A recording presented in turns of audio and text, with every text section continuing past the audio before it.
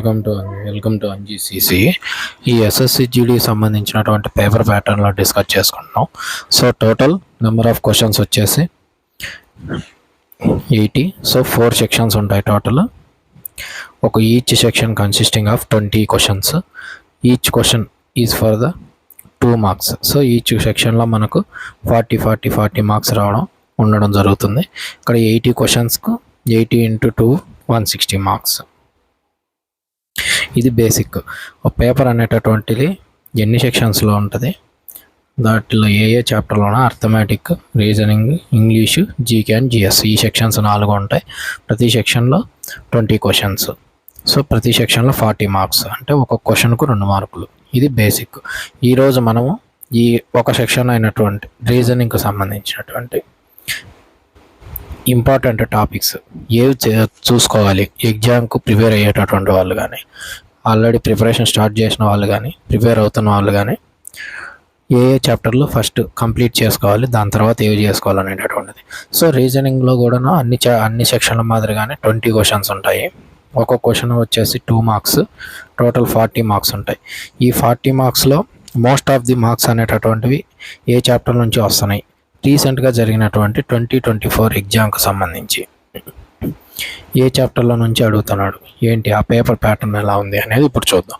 ఈ 2024కు సంబంధించి జరిగినటువంటి ఎగ్జామ్ ఎస్ఎస్సిజిడిలో ఈ రీజనింగ్లో అడిగినటువంటి టాపిక్స్ ఏంటంటే నాన్ వర్బల్ అంటే డయాగ్రామ్స్ ఉంటాయి. వీటిల్లో మనం మళ్ళీ సపరేట్ చేయాల్సిన అవసరం లేదు. డయాగ్రామ్స్ అనేటటువంటి ఉంటాయి. ఆ డయాగ్రామ్స్ నుంచి 5 క్వశ్చన్స్ ఇస్తున్నాడు. 5 క్వశ్చన్స్ అంటే 5 × 10 10 మార్క్స్. రిమైనింగ్ నాన్ వర్బల్ నుంచి ఇంకా దీంట్లో డయాగ్రామ్స్ ఉండవు. వీటిలో నుంచి 15 క్వశ్చన్స్, 15 × 2 30 మార్క్స్. టోటల్గా అదో 10 ఇదో 30 40 మార్క్స్ వస్తున్నాయి.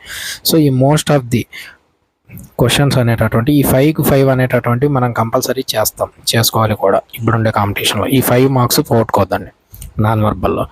దీంట్లో సిరీస్ క్వశ్చన్స్ వస్తాయి, అలాగే water images, mirror images, missing diagram కానీ, అలాగే మనకు ఫైండ్ అవుట్ కొన్ని వాటర్ ఇమేజెస్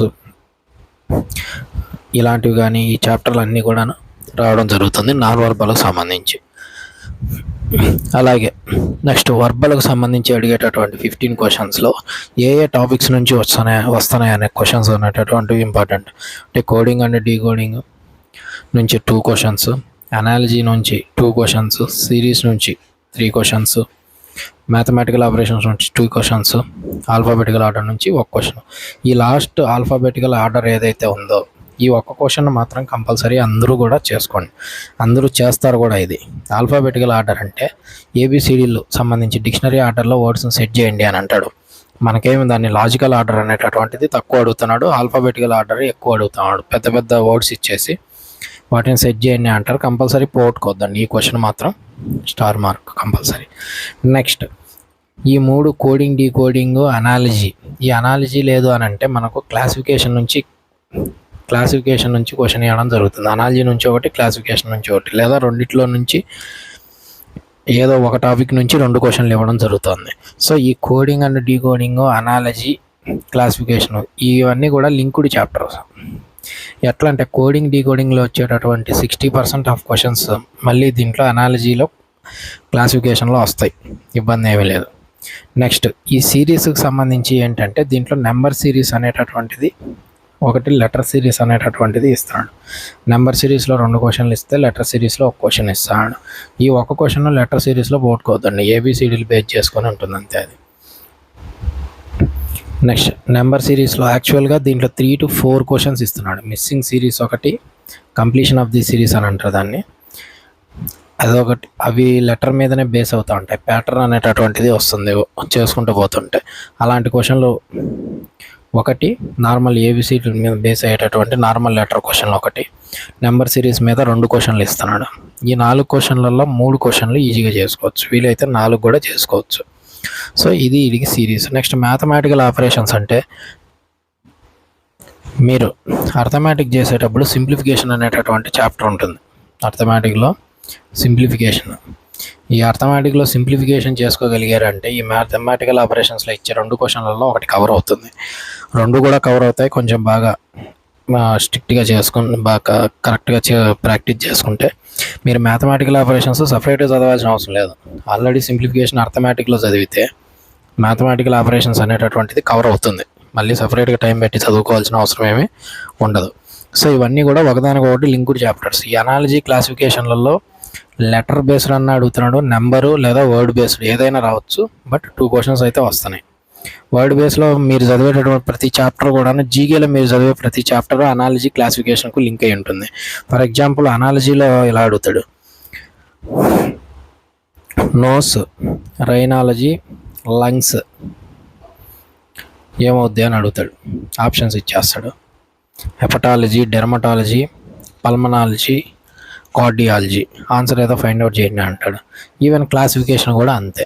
సో ఈ రోజుకి ఎస్ఎస్సి జీడీ పేపర్కి సంబంధించి రీజనింగ్లో ఏ చాప్టర్లు కవర్ చేసుకుంటారు. ఇప్పుడు ఈ క్వశ్చన్లు అన్నీ కౌంట్ చేసుకుంటే ఇవి 5, 7, ఇవి ఒక 5, ఇవి ఒక 3 to 5, 5 + 2 7, 7 + 3 10, ఇవో 10, నాన్ వర్బల్ ఒక 5, 15 క్వశ్చన్స్. దీంట్లో +or-1. సో 30 మార్క్స్ అనేటటువంటివి మీకు ఈ 5 చాప్టర్స్, ఈ 5 చెకింగ్ చేసుకున్నారంటే మనకు 30 మార్క్స్ వచ్చేటటువంటి అవకాశం ఉంటుంది. ఈ 5 చాప్టర్స్ ప్లస్ ఈ నాన్ వర్బల్. ఈ నాన్ వర్బల్లో 5 క్వశ్చన్స్లో 4 క్వశ్చన్స్, ఈవెన్ 5 out of 5 కూడా చేసుకోవచ్చు. మీరు ఏవైనా రాని చాప్టర్, మీకు ఇబ్బందిగా ఉండేటటువంటి చాప్టర్ వర్బల్లో వదిలేసి నాన్ వర్బల్ అనేటటువంటిది కాన్సన్ట్రేట్ చేసుకోండి. ఎందుకంటే నాన్ వర్బల్ అనేటటువంటిది మోస్ట్లీ ప్రాక్టీస్ మీద డిపెండ్ అయి ఉంటుంది. మీకేమీ ఫార్ములాలు గట్రా ఉండి చేసేటటువంటి చాప్టర్స్ ఏం కాదు.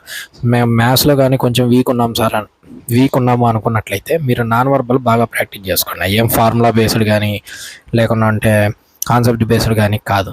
అవన్నీ కూడా డయాగ్రామ్ బేస్డ్, కొంచెం లాజికల్ బేస్డ్, కొంచెం ప్రాక్టీస్ ఉన్నాయంటే కూడా వస్తాయి. ఈ 5 to 5 మీరు పోగొట్టుకోవద్దండి. ఫర్ ఎగ్జాంపుల్ మ్యాథ్స్లో ఏదైనా ఒకటి కొంచెం డిఫికల్ట్గా ఉన్న చాప్టర్ తగ్గించేసి ఈ నాన్ వర్బల్ మీద ఆ టైం పెట్టుకోండి. అప్పుడు ఇక్కడ కవర్ అవుతుంది కాబట్టి మనం స్కోర్ చేసుకునే దానికి అవకాశం ఉంటుంది.